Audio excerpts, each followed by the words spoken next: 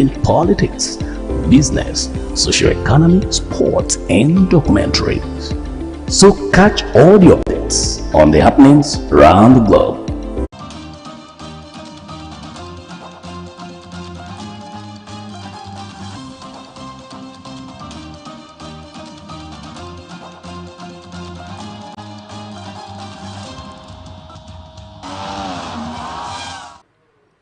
Welcome to yet another exciting edition of Sports Talk here on Atlantic Television Network.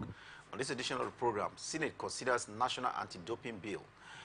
Coming from the world of tennis, Rafael Nadal gets very tough draw ahead of the French Open. In football, West Ham midfielder faces 10-year ban. Details of these and many more will be yours when we return from the break. Stay with us.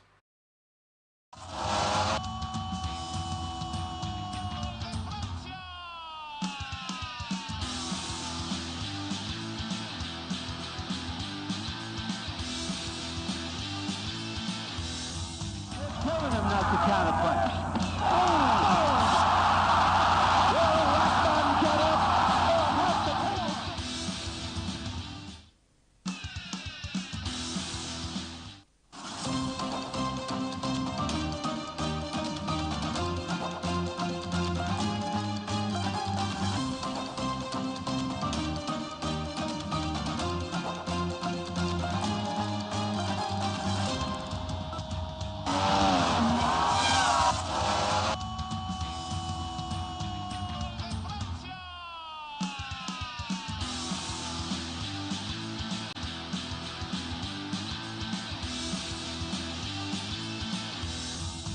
Telling him not to counterpunch.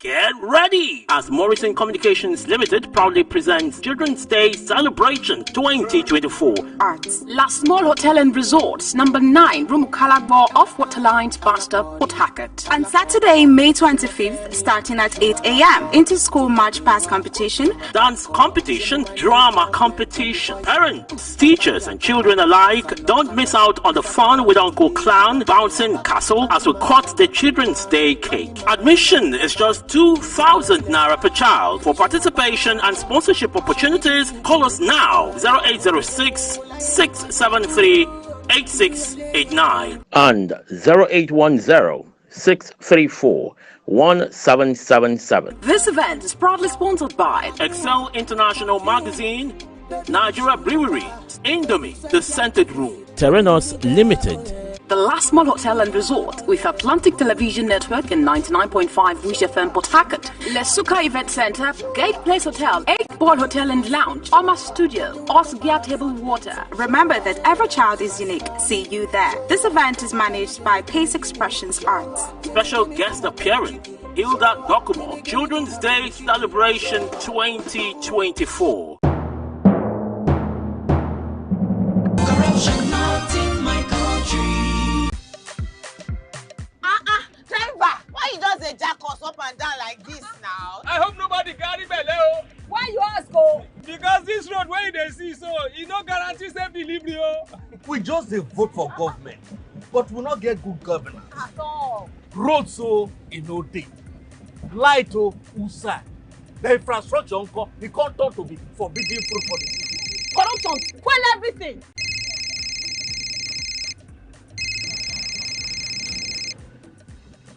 Hello? Hello, madam. Good afternoon. Good afternoon. My name is Mrs. Ayeni. I am calling from the Ministry of Humanitarian Affairs. Okay. Okay, I've been expecting your call. Madam, remove this your phone from loudspeaker. No vex, now my phone be like that. Hello? Are you there? I hear, I'm hearing you. Yes. We saw a copy of your invoice for computers, printers, and laptops. Yes. Are you working on them now? Ma, the prices you quoted are way too high now. Madam, sorry, please don't call. We found the laptop you said is 1.8 million naira for 600,000 naira. Hello? Now my body network there? I can't hear your network is bad. Madam, we can hear you. Continue. Hello, I can't hear you. We call you back. That behavior not good now. Madam, na this kind behavior dey kill our country. You suppose do things differently, make Nigeria for better. Corruption not in my country. This message is brought to you by the Akinfade Foundation, the MacArthur Foundation, and with broadcast support from Atlantic Television Network.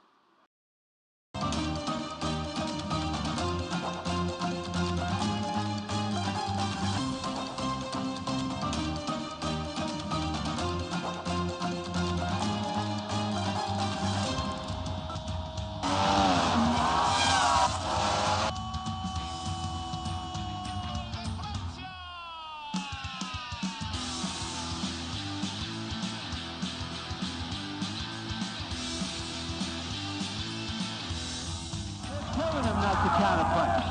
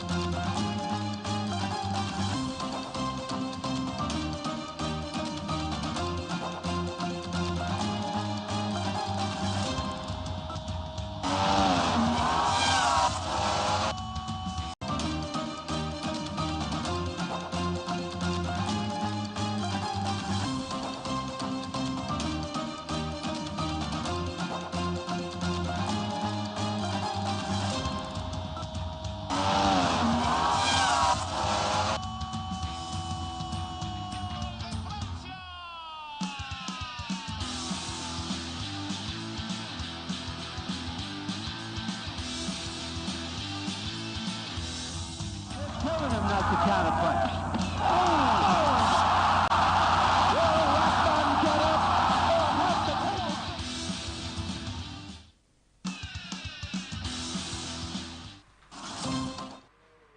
Welcome back, Sports Talk here, and I have Kingsley Manuel with me. Thank you very much for having me, sir. Very happy to be here this morning. Okay, I'll get started. As usual, we'll start from the local scene where the Senate here in Nigeria has considered the National Anti-Doping Bill for 2024. This bill is passed into the second stage. Kingsley, it's common knowledge now that doping has been of concern to Nigerian athletes, generally, especially at major international competitions. We have, recognizable Nigerian athletes, undergoing lengthy bans of 10, 5 years, and it has become embarrassing. And the National Assembly, headed by the Senate now, is making moves to ensure that this becomes a thing of the past with the anti-doping code into the second stage of reading. I think for me it's a good one. Now that the bill has actually, entered the second stage now, at this point in time, I think it really go a long way in seeing this one, come to fruition. This is what, of been beckoning on. This is what Nigerians, of course, has been seeking for at this point in time, because I think in the space of, 5 years now, we've seen about, almost, let's say, almost 10 of our athletes, of course, being banned. We actually heard of Blessing Okagbare, who was actually banned during the Tokyo Olympic Games. Not only her as well, we also talk about the likes of Rosemary as well, Chukuma. We talk about other athletes as well that have been placed, ban. And I think for me, it's not a very good news, at this point in time, for sports down here or athletics in Nigeria, when our athletes are always, being found wanting or being caught, in such a situation at this point. And recently was the case of Toby Amotion, of course, which the athletic integrity unit is still dragging her, up to this moment. And I think for me, if this bill, of course, is successfully passed, and then everything that is being put in place, it will curb, all of this, things, all of this doping issues, of course, we've been hearing, because I think the Athletic Federation of Nigeria would now be able to put themselves in order in making sure that they check whatever this athlete, of course, they take, and before they go into a particular tournament, and they also have a very huge, testing the system of this athlete, before they carry them down, to any tournament. So for me, I think it will go a long way in making sure that issue when it has to do with doping issues, of course, will be able to reduce in the country. embarrassment from athletes tainting their system for enhanced performances should be a thing of the past if this bill, is passed into law. Senator Okoyemi doing his best to ensuring that this one sees the light of the day. Sports Minister John Wang Eno is in support of this bill. He wants an accelerated pass of the anti-doping bill.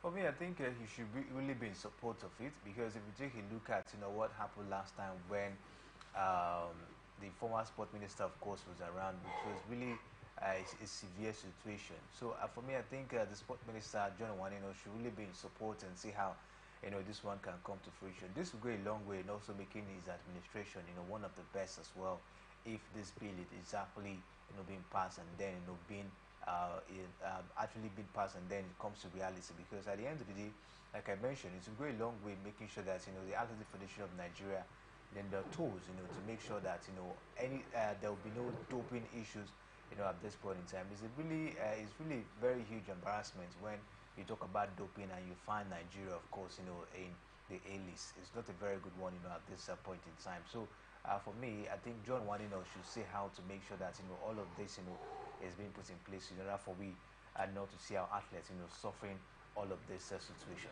We hope the sufferings that the country gets when it goes for international meets will be tamed by these anti-doping regulations that is coming up thick and fast. Like we mentioned there, it is at the second stage of reading at the National Assembly. Any moment soon, we should have this one passed, and athletes in Nigeria will have to conduct themselves within the rules, and having the rules is one thing, the implementation of these rules is yet another. Kingsley? Yeah, having the rules is one thing, implementation of it is also another. In most of the cases, we've actually seen situations whereby athletes will just travel from wherever they are staying from their base down to the venue of a particular tournament, just like we saw the last time. Maybe I think that was in the Olympic Games in Tokyo, where some of the athletes actually moved from where they are staying, from their base down to Tokyo. Therefore, you're talking about out of competition tests. Yes, ordinarily you are not supposed to be informed when these tests are conducted. Yeah, the ordinary you're not supposed to be informed, and all of this situation, for me, I think the Athletic Federation of Nigeria, of course, should actually look into it. You should be tested, before you go into a particular tournament, and I think for me that's actually the best way. We saw about 10 of our athletes, were actually being banned at the Tokyo Olympic due to the fact that they found that they didn't have really carried out a proper test before the tournament. These are things that we're not supposed to see at this point in the country. So for me, I think putting up the rules, implementing it is another thing at this point in time. So for me, if this bill is actually being put in place, I think all of this, of course, will be checked, and as well there will be proper tests for athletes before they go down to any tournament. Away from the desire to sanitize our system, and you're talking about doping system here in Nigeria, let's go to cricket now. And talking about cricket reminds me that there is, of course, a tournament up fooling the Yellow-Green Marines, that's what they're called, who have been in camp over a period of time now. Action time, you want to say, Kingsley?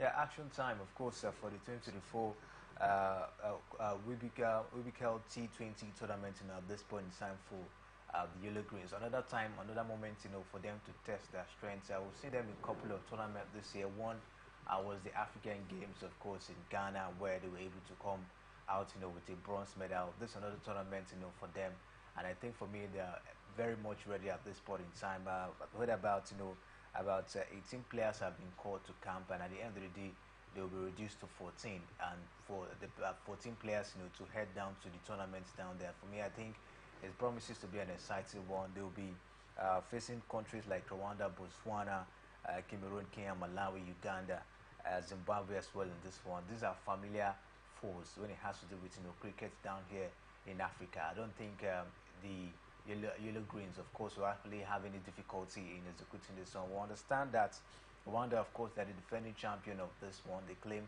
the title the last time. They'll be coming up very much prepared at this point in time. So for me, I think starting camp, of course, at this point, starting the camping at this moment, it will really give the Yellow Greens much time to be able to put themselves in order ahead of for this one.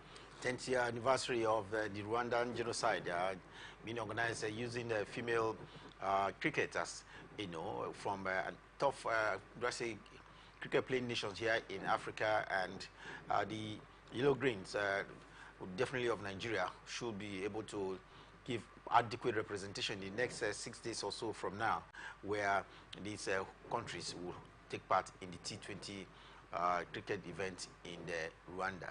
Let's now go to handball. And talking about handball reminds me that Tojo Marine Academy yesterday defeated former champions Kano Pillars 27-22 to maintain their winning run at the handball Premier League in Benin City. This is Tojo Marine, no doubt, showing their form this year. Tojo Marine Academy, they've been very impressive.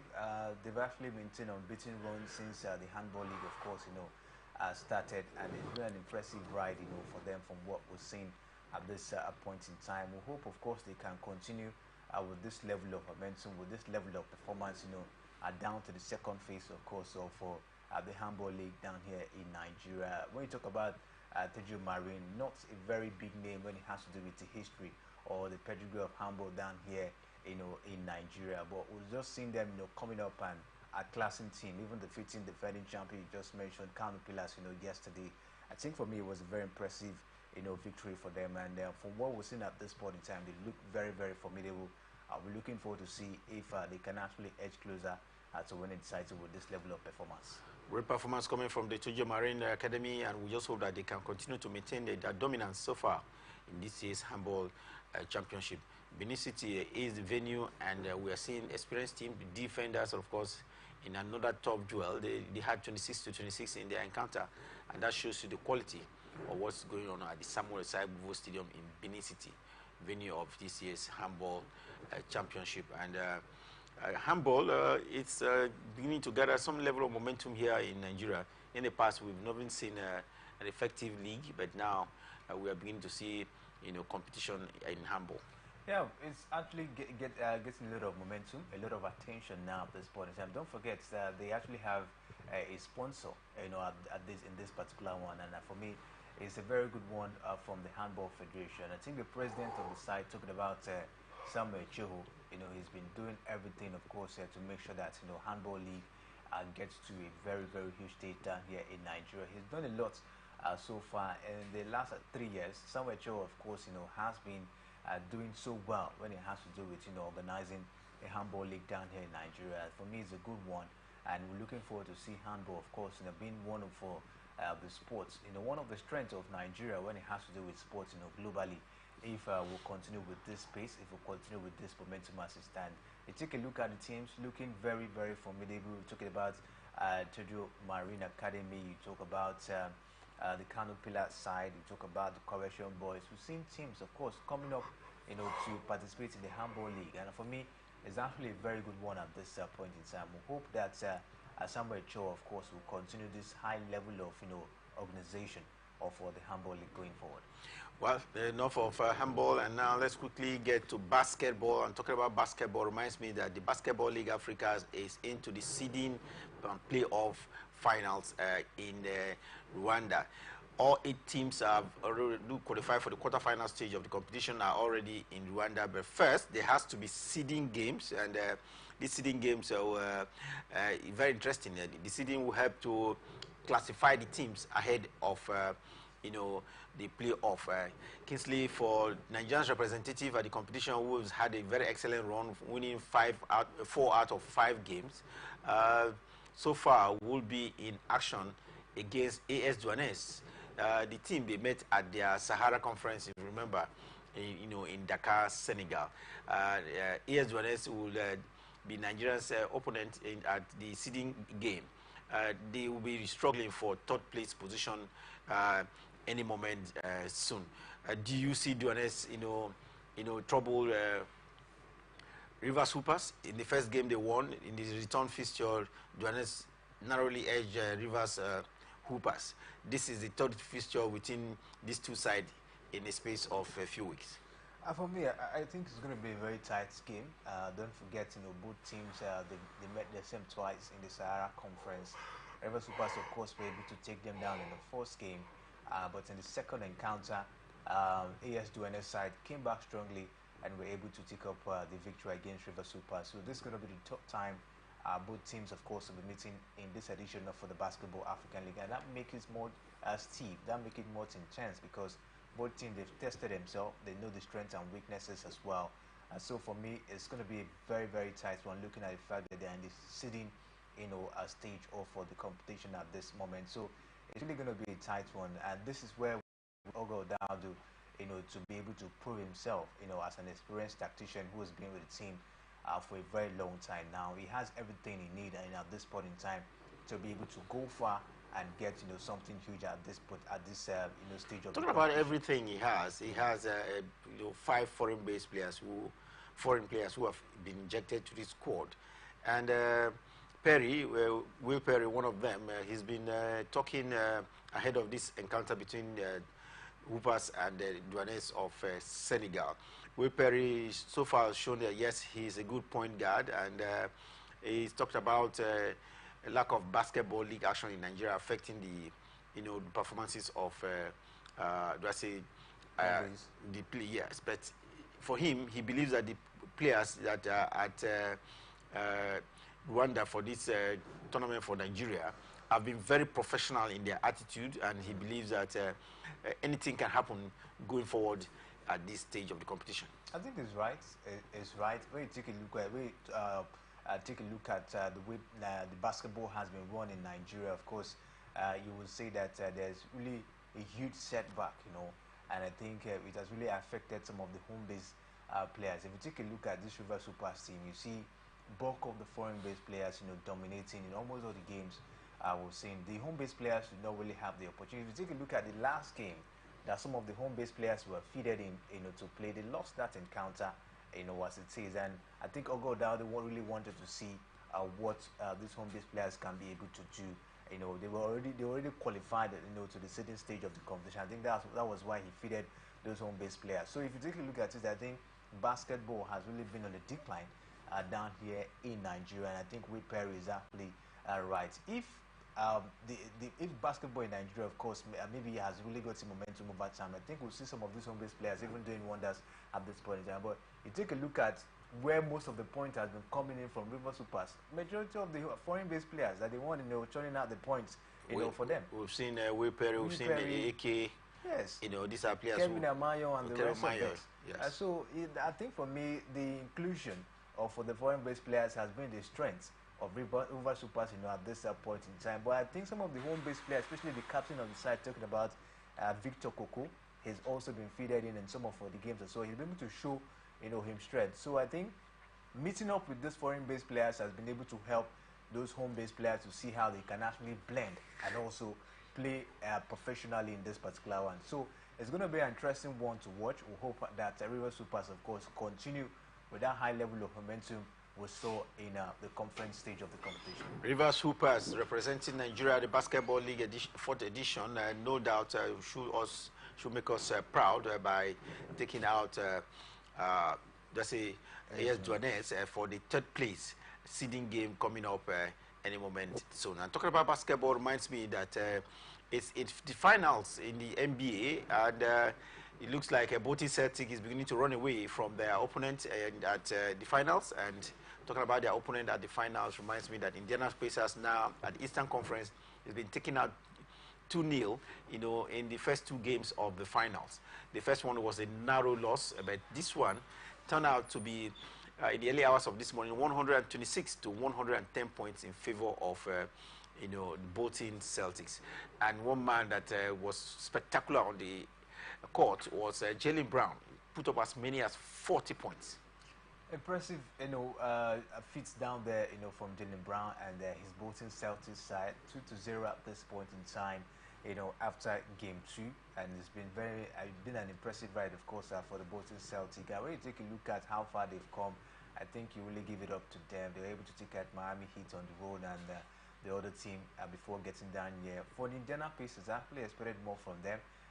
Taking a look at the way they actually hosted out, New York Knicks. I think they actually got out Milwaukee Bucks on the way, getting New York Knicks before getting down to this stage of the competition.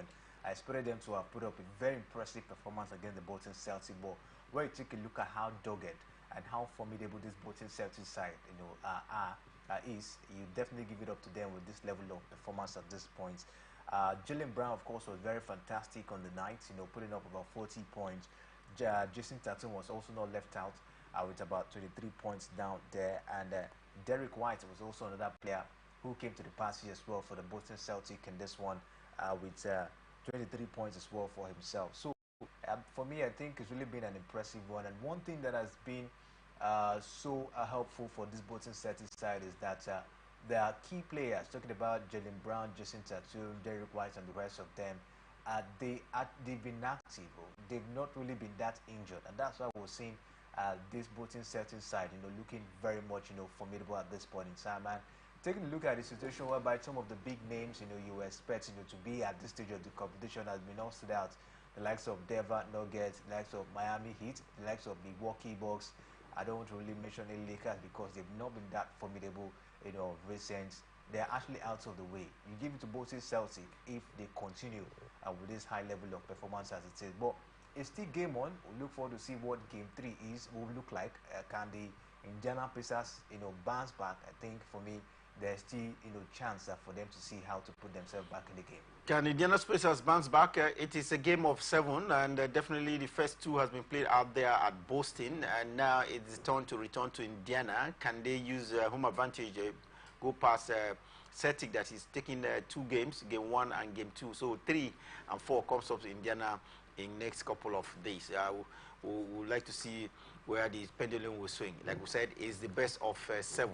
2 now already in the kitty for Boston Celtics. Time for us to take a break. When we return from the break, we'll look at tennis. And talking about tennis reminds me that Rafael Nadal is in a very tough draw ahead of the French Open. And in football, a lot more is happening. I can tell you, preparations are in top gear for both continental competitions, the qualifiers for Euro, and of course, World Cup qualifiers as well in Africa is beginning to gather momentum. When we return from a break, we'll take a look at all of these and many more.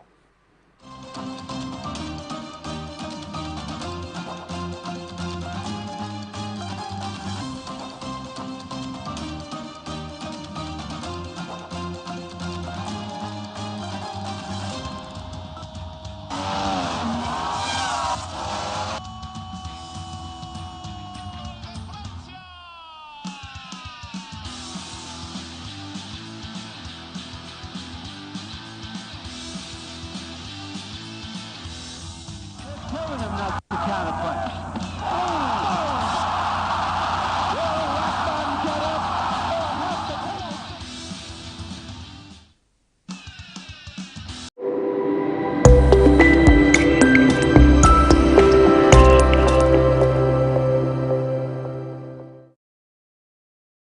Get ready! As Morrison Communications Limited proudly presents Children's Day Celebration 2024. Arts. La Small Hotel and Resorts, number 9, Room Calabor off Waterlines, Pastor, Port Hackett. On Saturday, May 25th, starting at 8 a.m., inter-school march past competition, dance competition, drama competition. Parents, teachers, and children alike, don't miss out on the fun with Uncle Clown, Bouncing Castle, as we cut the Children's Day cake. Admission is just 2,000 Naira per child. For participation and sponsorship opportunities, call us now 0806 673 8689 and 0810 634 1777. This event is proudly sponsored by Excel International Magazine, Nigeria Brewery, Indomie, The Scented Room, Terranos Limited, the Last Mall Hotel and Resort with Atlantic Television Network and 99.5 Wish FM Port Hackett, Lesuka Event Center, Gate Place Hotel, 8 Ball Hotel and Lounge, Oma Studio, Osgia Table Water. Remember that every child is unique. See you there. This event is managed by Pace Expressions Arts. Special guest appearance, Hilda Dokumo, Children's Day Celebration 2024. Corruption not in my country. I don't get a lot. Boy, they won't booga me small. They say, man, give them bribe. I say, nothing. Okay, now, we'll go block later. You remember that contract we will do that time now? They don't pay. But first, you see the house rent with the old things. We go first call caretaker, take the money, slap am. Abeg, see, you know say I get annual levy wey I dey pay for club. Where me and boys dey shark beer na house, I suppose pay that one. You remember say me I tell you say I go buy you motor. I go buy am na. Ogene, dem pay you money now. We don dey beg caretaker, we dey beg landlord, old man, and they agree give us time. Money can't come now, you wan divert am. You sef na corruption. Corruption, not in my house and not in my country.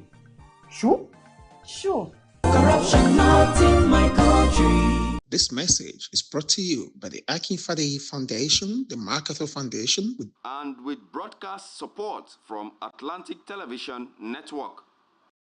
From the line across the ocean to the land beyond the mountains, through the Sahara, we bring all sport news, live analysis, expert discussions on trending stories in politics, business, socio-economy, sports, and documentaries. So catch all the updates on the happenings around the globe. Stay focused on the fact today, only on ATN.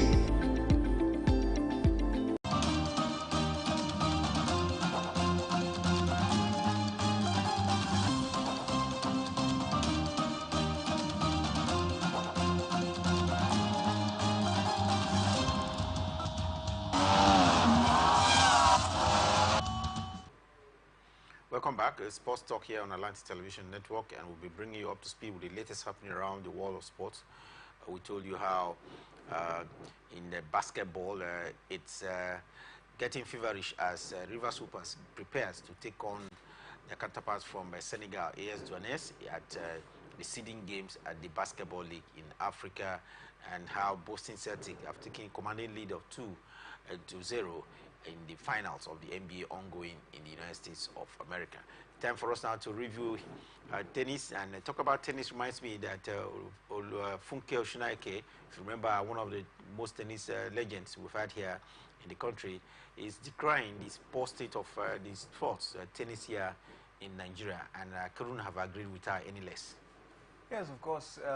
There's been a very huge decline in table tennis, in the country, and at this point in time, I think the players, on ground, have not really lived up to expectation. Apart from the likes of Aruna Quadri, who has been doing, a little bit better, off recent. Remember the days of Funke Shonaike, Quadri, Charola as well, who is even now the coach of the Table Tennis Federation in Nigeria. Of course, we saw them putting up a very impressive performance, but these days, what are the guys on ground, the likes of Fatima Bello or Lajide Omotayo, Efyongedem, these players, they've not really live up to expectation at this point in time. So you see that there's a very huge decline at this point, at this stage of table tennis, in the country. And you also give it to the fact that at the Table Tennis Federation, they've not really done a whole lot. Sometimes maybe putting up some competition on ground for these players to be able to put themselves in that.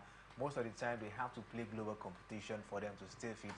Sponsorship is also on that thing. Funke Shonaike was talking about the lack of sponsorship for some of these players, to be able to stay stable. Apart from the players on ground already, those that are also coming up, do they have the high level of sponsorship to be able to stay, put themselves in order, be able to get the equipment, and also have a favorable venue or an environment to train? These are some of the things, of course, we have to look into down here in table tennis, in order for table tennis, of course, to bounce back. And the Table Tennis Federation have a lot of work at this point to do in order for table tennis, of course, to get back to its glory down here in Nigeria. Table tennis, no doubt about it, is not having the best of time here in Nigeria. And Shonaike, the one lady who has been to 7 Olympic Games, should know better about the quality of table tennis here in Nigeria. Talk about if you're about the only no name, and we need to on the fading side as well. So we need to see new names thrown up, and of course not just being thrown up, names that will be at a continental championship to represent the country. Well, let's stay away from Nigerian tennis now and go international. And talking about international tennis reminds me that the French Open is here with us in the next 48 hours or so. The French Open will get underway. Draws were made yesterday, and one notable draw that has drawn attention of tennis faithfuls around the world is the encounter between Rafael Nadal and Alexander Zverev. Kingsley, this is the first game, round one for Rafael Nadal, one man who has won this competition 14 times. The French Open is 14 times champion at the French Open. But surprisingly, to the non-tennis fans, you will say surprisingly because you wouldn't have seen Rafael Nadal enter into the draws for the French Open as an unseeded player. He's been unseeded. You remember he's ranked way down 256 up against the first-seeded Alexander Zverev. This is drawing a lot of attention around the world that the organizers of the competition, the French Open, they were stern enough to stay by the rules and did not try to seed Rafael Nadal based on his pedigree. Is because of current ranking, you are aware of his inactivity in the last 2 years or thereabout. He's now ranked, someone who used to be number one, now ranked number 256, and given a very tough draw against just a familiar opponent in Alexander Zverev. It's going to be a very tight one, a very tough one for Rafa Nadal, looking at the fact that he's just bouncing back, after staying away from the game for a long time. Meeting an opponent like Zverev, who has been very, very active, over time. We'll pray that, it might not be a first-round knockout, for the man talking about Rafa This Nadal. is going to be his last time as a French Open player. He's saying that he definitely will be bouncing out of this. This is one man who I think he has won over 123 times or so, at this French Open. He's lost only 3 times, if I can remember correctly, which is, I think, yes. He's lost only 3 times at this French Open. Like I said, he's won 14 times there. Of his 22 Grand Slams, 14 came from the French Open. So the clay is his familiar surface. Yeah. But to be given a very tough draw, coming back from injury concerns, is really pathetic. Very, very troublesome one, at this moment, at this point in time. Yes, you will see the experience is there for Rafa Nadal when it has to do with playing in this tournament, talking about the clay courts. He has the experience. He's been there for a huge number of time, and he has done marvelously well in this particular competition. But at this point in time, you see form is not really by his side. The strength, the energy, not really by his side at this point. Alexander Zverev has been active since this year, though he will say he has not done something tangible, but the man has been active. So I think if you take a look at it going into this one, Zverev has a little bit of an advantage, into this one, looking at the fact that Nadal is just coming back from injury. He has not really played that much. Yes, the clay court is his familiar ground, but does he have the strength? Is the form really on his side, at this point in time? So it's actually a tricky one at this point. We'll just see maybe if he can rely on his experience and maybe a little bit of energy and form to see how he can get past Zverev. Zverev is a little bit not, for me, not that, has not been that sparkling this season. Yeah, talking about Alexander Zverev reminds me, he's had a court case hanging around him for some time now. You remember his girlfriend is actually taking him to court for abuse. But we hope he will be able to sort himself out, especially against a man who has been his familiar foe. I remember, I think in their last 7 meetings, especially on the clay, it has been Rafa Nadal who has had the better of Alexander Zverev. But Zverev can have the opportunity now, going by the form of the former world number one, Rafael Nadal, and maybe edge him out. But talking about world number one reminds me of Novak Djokovic. He has what looks like an easy draw. He's been given a relatively unknown French player in the very first round. Yeah, and actually a wild card player, talking about Perry Humbert. This will be to be an easy pass for me, if you ask me, against Humbert at this point in time. Though Djokovic is yet to win a title for himself this year. He's actually had a poor run so far this year, but I think for me this will be an easy one. This man is going in for his 25th Grand Slam title, and I think for me that will be a means of motivation for him, going into this particular one. A lot, of course, is actually at stake, for him, and I think Djokovic will want to go all out this time around. Despite all that has happened, he has parted ways with his coach, who has actually helped him over time in making sure that he gets more of the Grand Slam title for himself. But I think for me, Djokovic, looking at what is at stake, 25th Grand Slam on his way in this particular one, and all of the things he tends to achieve, I think he'll want to put everything to make sure he gets into this one. For me, Hubert will be an easy pass for him in the first round.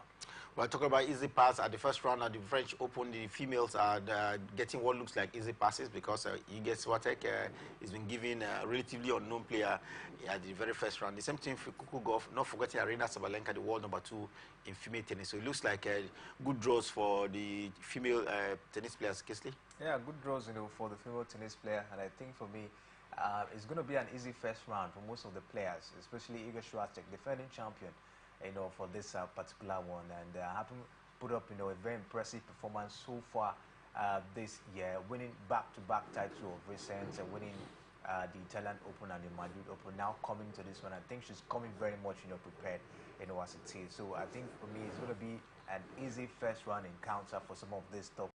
Karina Sabalenka, Coco Golf as well, and the rest. We hope to see them, getting, past this one easily. But you never can tell. There might be an upset as well in the first round.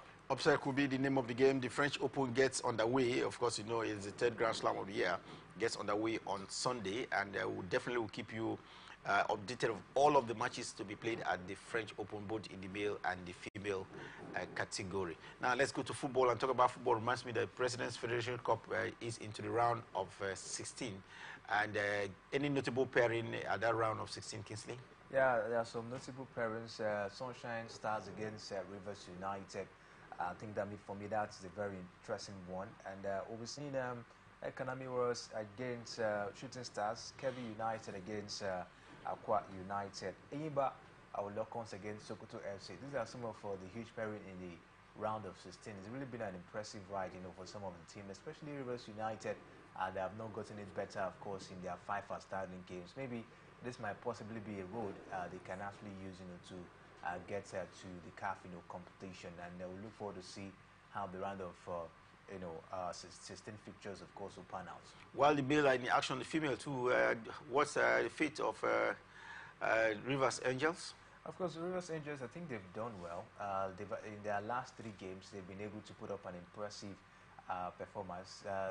The last game they played was against Nassau Amazons. Yeah, I think they have an encounter against Edo Queens in the next round of the competition. That encounter will be played today. I think it's against Confluence Queens, and we'll see what, of course, they'll be able to do. I think Rivers Angels, they've been highly motivated. I think the first game, which they won, the Sport Commission, I think, gave them the Conference Queen game. I think is in the league. It's in the league, not in the Federation's Cup. Super 6, remember? Yeah, not in the Federation. They're currently playing the Super 6 now in Bayelsa State. So for what we're seeing, Rivers Angels, they've been very formidable. And from what we're seeing at this point in time, I think the motivation from the state government, 2 million in the first game, another 2 million in the second game they won, has actually motivated the girls. And we'll see what they'll be able to do today against Confluence Queens, and we hope that they get. No, I can remember seeing they've drawn 2 games. Remember, their first 2 games were ended in draw. Yes, they drew the last game against Nassau Amazons. Well, we'll just hope that they will begin to win games and, of course, show the quality they are made of. But today we see Confluence Queens against Rivers Angels in yet another encounter. Let's quickly now, because of time, run through across to Europe. But just before we go to Europe, the Nigerian Professional Football League is entering into the last 6 games. Kingsley, any hope for the Rivers team?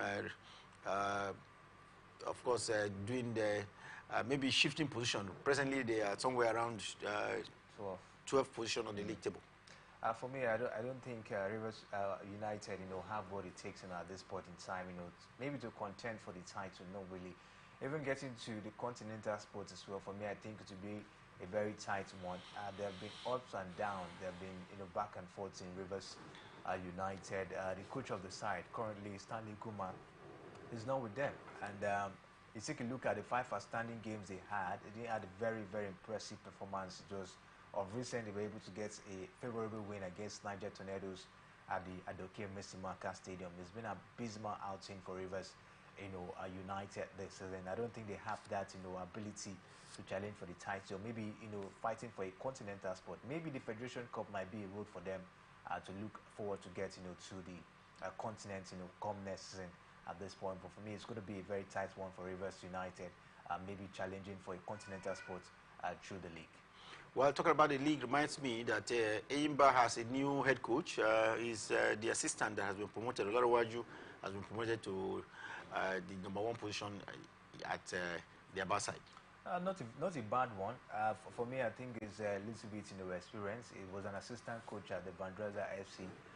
Was also an assistant at the MFM FC. He actually was with Finidi George when they won the title, the last time. So I think he understands the players. He understands what it means, to manage a team like, Eyimba Football Club. Here is currently undergoing his UEFA B license, coaching training in Scotland. I think for me, another level of experience for him. So for me, I think the man is up to the task.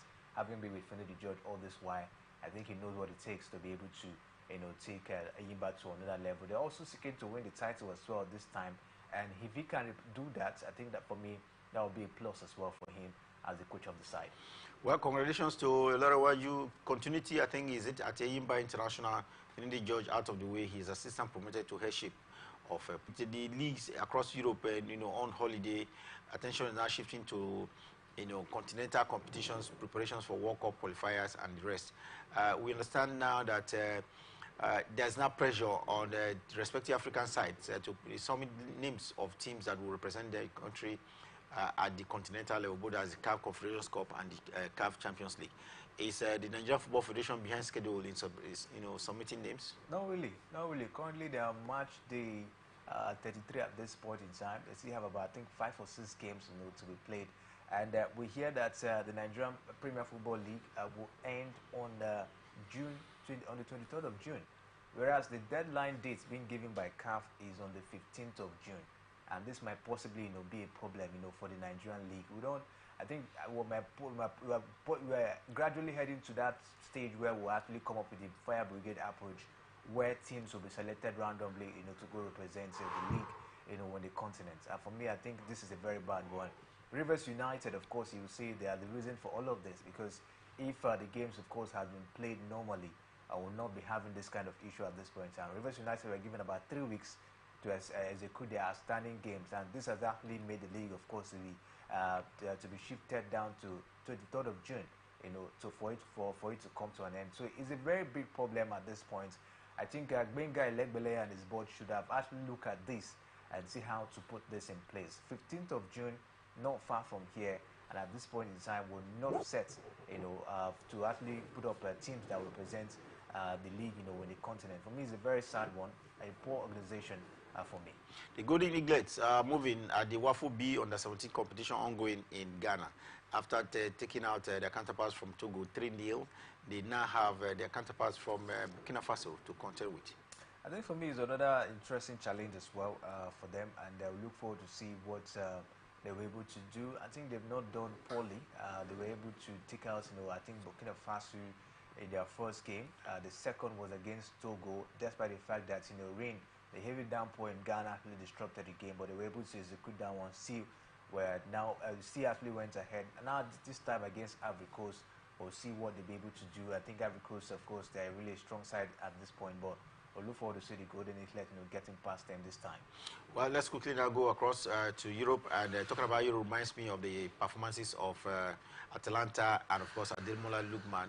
It's a performance that seems to have excited the handlers of football here in Nigeria. Remember, it's a Super Eagles player, and ahead of the World Cup qualifier against South Africa at the coaches talking about Finidi George and Austin Eguavon are very form at the moment for Ademola Lookman, putting up the impressive performance to help Atalanta win the cup. I think is a very good one. I think for me, Finidi had no worries, at this point in time. But the situation where you have the players like Victor Osimhen, Victor Boniface, you talk about Ademola Lookman and the rest of them. I think Finidi shouldn't be worried at all, because he have players on ground that were able to help him, of course, execute the World Cup qualifying games. Kudos to Ademola Lookman, and I think he should be able to replicate that same performance in the World Cup qualifiers for the Super Eagles. What's happening in Cameroon?